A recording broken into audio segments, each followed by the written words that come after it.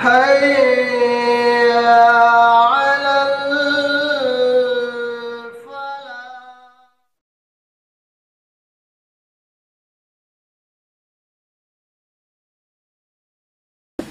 السلام علیکم ورحمۃ اللہ وبرکاتہ. الحمد للہ والصلاة والسلام علی رسول اللہ. اما بعد، اعوذ باللہ من الشیطان الرجیم. یا ایہا الناس انا خلقناکم من ذکر وانثی وجعلناکم شعوبا وقبائل لتعارفوا ان اکرمکم عند اللہ اتقاکم ان اللہ علیم خبیر. وقال النبی صلی اللہ علیہ وسلم النکاح من سنتی. وقال فی حدیث آخر فمن رغب عن سنتی فلیس منی. حاضرین مجلس، یہ خوشی کا موقع ہے. ایسے موقع پر اسی مناسبت سے آپ کے سامنے بس 2-4 منٹ کچھ نصیحت کی باتیں جو اللہ اور اس کے رسول کی طرف سے آپ کے سامنے رکھنے کی کوشش کروں گا. حاضرین، انسان کا وقت کیسا بھی ہو، اس کو چلنا کتاب و سنت کے مطابق ہی پڑے گا، تبھی وہ کامیابی حاصل کر سکتا ہے. چاہے وہ غم کا موقع ہو تب بھی اسی طریقے سے جیسے اللہ نے کہا اور اس کے رسول نے کہا، تبھی وہ انسان دنیا و آخرت میں کامیاب ہو سکتا ہے. ایسے ہی اگر خوشی کا موقع ہے تب بھی کتاب و سنت سے باہر نہیں جا سکتا. کوئی بھی کام اگر ایسا انسان کر لیتا ہے، جیسے خوشی کے موقع پر انسان حد سے زیادہ اگر خوش ہو گیا اور کچھ ایسا کام کر گیا جو کتاب اللہ میں نہیں ہے یا نبی پاک نے نہیں فرمایا، تو وہ پھر خوشی بیکار ہوگی اور اس کے لیے پھر وہ عذاب کا باعث بن جائے گا. تو خاص کر کے انسان خوشی کے موقع پر اپنے آپ کو کنٹرول میں رکھا کرے.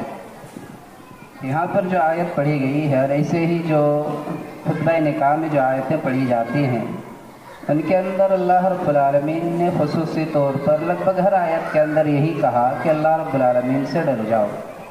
ابھی جو آیت پڑھی گئی اس کے اندر یہ کہا گیا کہ ایھا الناس انا خلقناکم من ذکر وانثی وجعلناکم شعوبا وقبائل لتعارفوا، کہ لوگوں، ہم نے تم کو ایک ہی مرد اور ایک ہی عورت سے پیدا کیا ہے.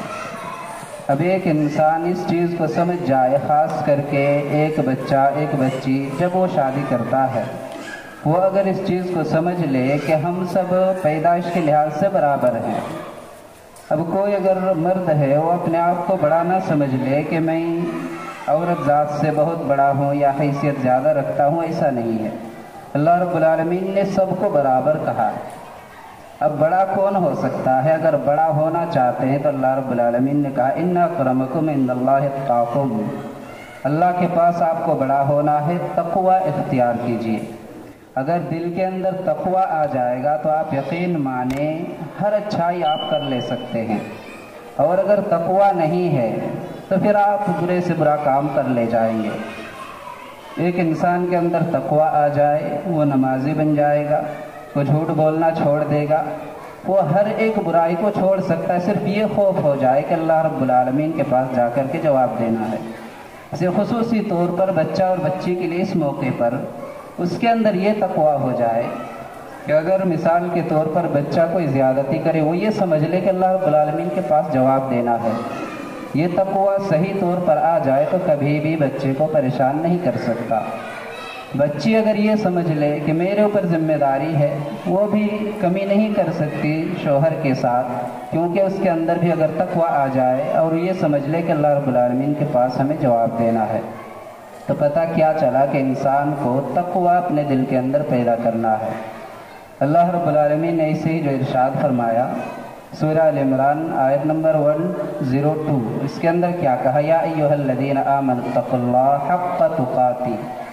اللہ رب العالمین سے آپ کو ڈرنا ہے. کیسا ڈرنا ہے؟ جیسا کہ ڈرنے کا حق ہے. اب ہر ایک انسان سے پوچھا جائے کہ اللہ رب العالمین سے ڈرتے ہو، اگر وہ مسلمان ہے کہے گا ڈرتا ہوں، لیکن اس کا ڈر کیسا ہے؟ وہ ڈرتا بھی ہے، ساتھ میں جھوٹ بھی بولتا ہے. وہ ڈرتا بھی ہے، دوسرے کو گالی گلوچ بھی کرتا ہے. وہ ڈرتا بھی ہے، کتاب و سنت کے مطابق بھی چلتا ہے. تو ایسا ڈر اللہ رب العالمین کو نہیں چاہیے. ڈرنا ایسا ہی ہے کہ اس کا ڈر اس کی برائی کو چھڑا دے. اگر برائی کو وہ چھوڑ سکتا ہے تو واقعی معنی میں وہی ڈر اس کے اندر موجود ہے جو اللہ رب العالمین چاہتا ہے۔ تو اللہ رب العالمین نے کہا کہ ایسے ہی تم کو ڈرنا ہے جیسا میں چاہتا ہوں۔ وَلَا تَمُوتُنَّ إِلَّا وَأَنْتُمْ مُسْلِمُونَ، یہ خطبہ نکاح کے اندر یہ آیت پڑھی جاتی ہے۔ اللہ نے کہا کہ تم نہ مرو مگر مسلمان ہو کر کے ہی مرو۔ اب ایک انسان خوشی کے موقع پر یہ آیت پڑھتا ہے، اس لیے اللہ رب العالمین نے بیان کیا کہ خوشی بہت زیادہ کتاب و سنت سے آگے بڑھ کر کے نہیں کرنی ہے، کہیں ایسا نہ ہو تم غلط کام کرتے ہوئے مر جاؤ جو اللہ رب العالمین کو پسند نہ ہو۔ بہت سارے کام ایسے ہوتے ہیں جو اللہ رب العالمین نے بیان نہیں کیا لیکن لوگ کرتے ہیں، اگر ایسے موقع پر موت ہو جاتی تو یقیناً اللہ رب العالمین پسند نہیں کرنے والا، اس لیے ہر ایک انسان کو خیال رکھنے کی ضرورت ہے۔ دوسری آیت جو پڑھی جاتی ہے، یا ایھا الناس اتقوا ربکم الذی خلقکم من نفس واحدہ، اس کے اندر بھی یہی بات کہی گئی کہ لوگوں ہم نے تم کو ایک ہی مرد سے پیدا کیا ہے، اور سب جانتے ہیں ابو البشر آدم علیہ السلام سے ہم سب پیدا کیے گئے۔ اللہ رب العالمین نے بیان فرمایا اب لوگ یہ سمجھے کہ سب برابر ہے پیدائش کے لحاظ سے، کوئی اپنے آپ کو بڑا نہ سمجھے۔ اللہ رب العالمین نے صرف جان پہچان کے لیے کسی کو کسی خاندان میں کسی کو کسی خاندان میں پیدا کر دیا، بس اتنا ہی ہے، کوئی اپنے اندر فخر و غرور یہ نہ لے کر کے آ جائے۔ تو اللہ رب العالمین نے کہا کہ ہم نے ایک ہی مرد سے تم کو پیدا کیا، بَثَّ مِنْهُمَا رِجَالًا كَثِيرًا وَنِسَاءً، اس سے پھر بہت سارے مرد عورت کو ہم نے پھیلا دیا۔ وَاتَّقُوا اللَّهَ الَّذِي تَسَاءَلُونَ بِهِ وَالْأَرْحَامَ إِنَّ اللَّهَ كَانَ عَلَيْكُمْ رَقِيبًا۔ اللہ رب العالمین نے اس آیت کے اندر پھر سے تقویٰ کا ذکر کیا کہ اللہ رب العالمین سے ڈر جاؤ جس کا نام لے کر تم ایک دوسرے سے مانگتے ہو۔ یہ رشتہ بھی اگر دیکھا جائے تو ایک دوسرے سے مانگ کر کے ہی کیا جا رہا ہے، بچے والے بچی کا ہاتھ مانگتے ہیں، بچی والے بچے کا ہاتھ مانگتے ہیں، اور یہ رشتہ ہوتا ہے۔ یہاں پر دھیان دینے کی بات یہ ہے کہ اللہ رب العالمین نے کہا کہ رشتے ناتوں کو کاٹنے سے روکو، توڑنا نہیں ہے۔ ارحام وہ رشتے جو خونی رشتے ہوا کرتے ہیں، ایسے ہی جب نکاح ہو جاتا ہے تو یہاں پر بھی ایک رشتہ قائم ہو رہا ہوتا ہے۔ جیسے ہی نکاح ہو جاتا ہے بچے کے اوپر بہت ساری ایسی چیزیں جائز ہو گئی جو پہلے جائز نہیں تھی، بہت ساری چیزیں ایسے حرام ہو گئی جو پہلے حرام نہیں تھی۔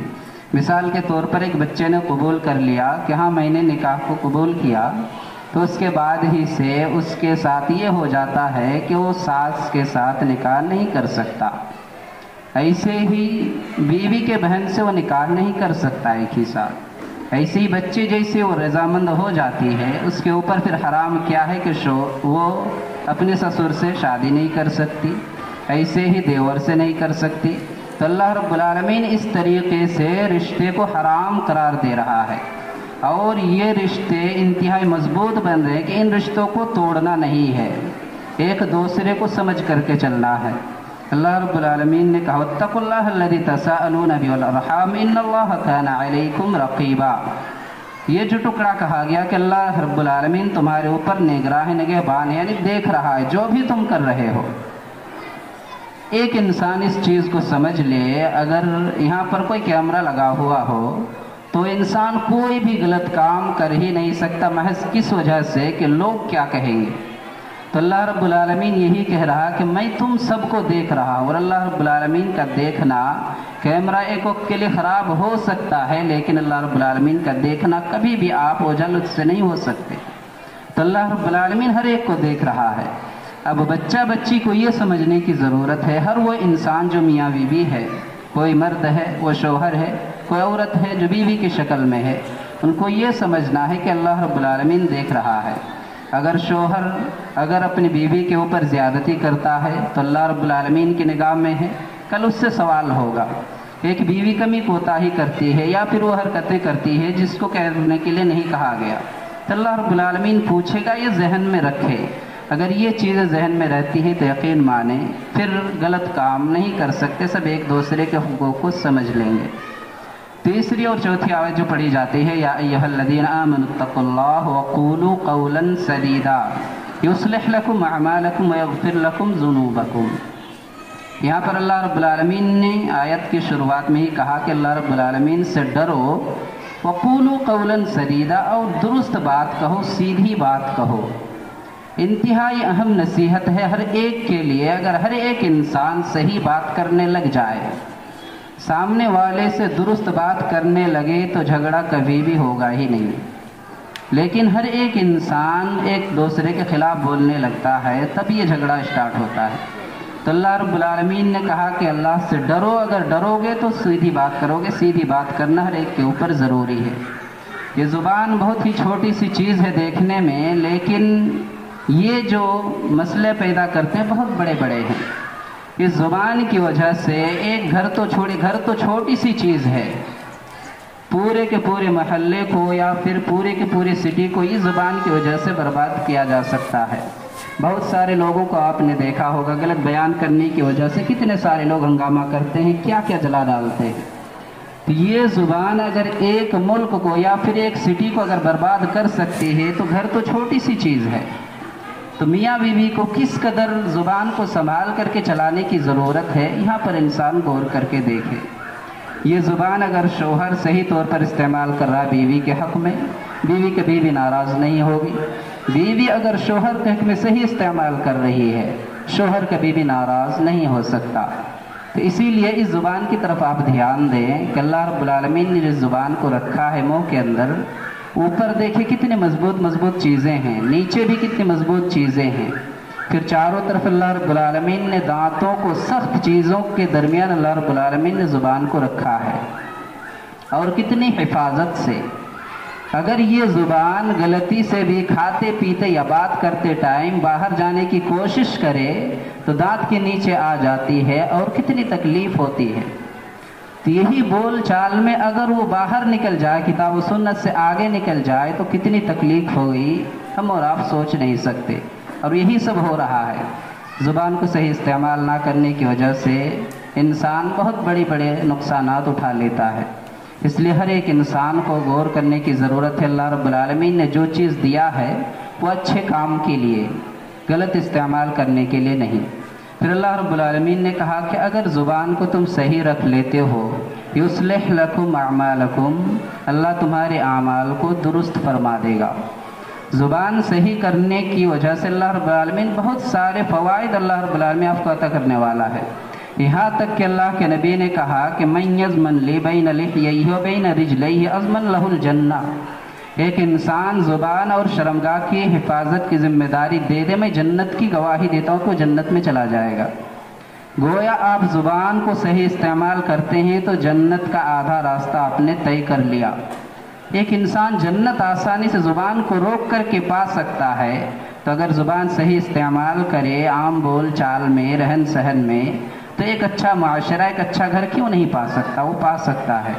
زبان کو صحیح استعمال کرنے کی ضرورت ہے۔